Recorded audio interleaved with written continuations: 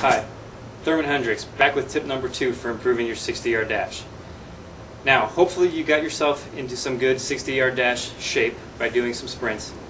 But this next tip is probably the most important tip. However, it's going to sound like the simplest tip that I'm going to give of all of the 6. Finish this next sentence for me. The shortest distance between 2 points is a straight line. It sounds very simple, but this next tip is to run straight. You would not believe how far off center many guys actually run when they run their 60-yard dash. Therefore, making it not the shortest distance between 2 points and making it longer than they need to run. Guys, 1/10 of a second. To really appreciate what 1/10 of a second is, I can't put it into words. It's the blink of an eye. The only thing I could tell you to do would be to get out a stopwatch and try to start and stop it as quick as you can. And if you can do it under 1/10 of a second, you're pretty good. So that is 1/10 of a second. So any little itty-bitty thing here or there is a huge deal when we're talking about the 60-yard dash. Now, how do we run straight? Well, it's very simple. One of the most important things is to run with a purpose. Know where you're running. Many times guys run and they say, I'm running over there, I'm running kind of that way. That's not what we want. We want to run right there, right to a specific spot, almost to the point to where if you're looking at a brick wall, you can tell me what brick you're looking at. You have to have a purpose in your run. You have to visualize that spot. You have to know what you're looking at. So your eyes need to go from essentially pitcher to the spot, pitcher to the spot. Often guys tell me, shouldn't I run my head down? We hear it all the time, put your head down and run.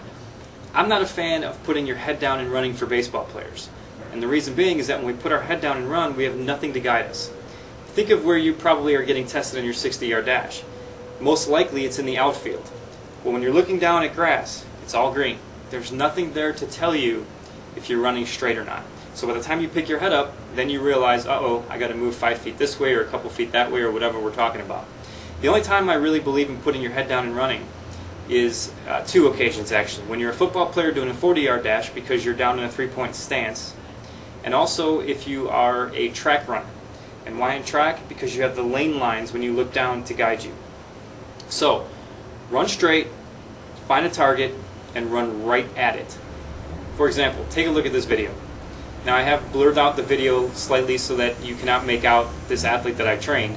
However, this was his first day. I filmed him in a 60-yard dash and his directions were to run directly at me, at the camera.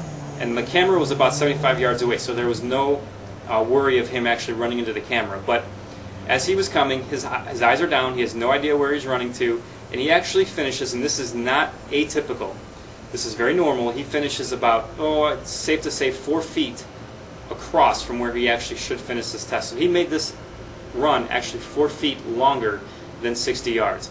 Is it a lot? Heck yeah, it's a lot. It's a big deal when 1/10 of a second might mean the difference between a higher draft status or even the opportunity to play at the next level. So running straight is the next tip, probably the most important tip. Run with a purpose, find a spot, and we're going to talk about some other things on the next couple of videos here that are worried about being efficient and also kind of keeping the idea of the shortest distance between 2 points is a straight line. So today, get out there, run a couple 60s, find a spot to run on. Obviously, in different locations, you're going to be asked to run in different places. Usually, it is from the foul line all the way through to center field, set up for 60 yards. Usually on grass, but sometimes some teams will have you run on a turf football field, on a grass football field, on a track. In those situations, you really want to try to get to a line and run on a line if possible. For example, if you're running on a football field, try to run on the hash marks. See if you can get away with it. It's only going to help that much more. So, that's the tip of the day. I will see you guys in a few days for the next tip.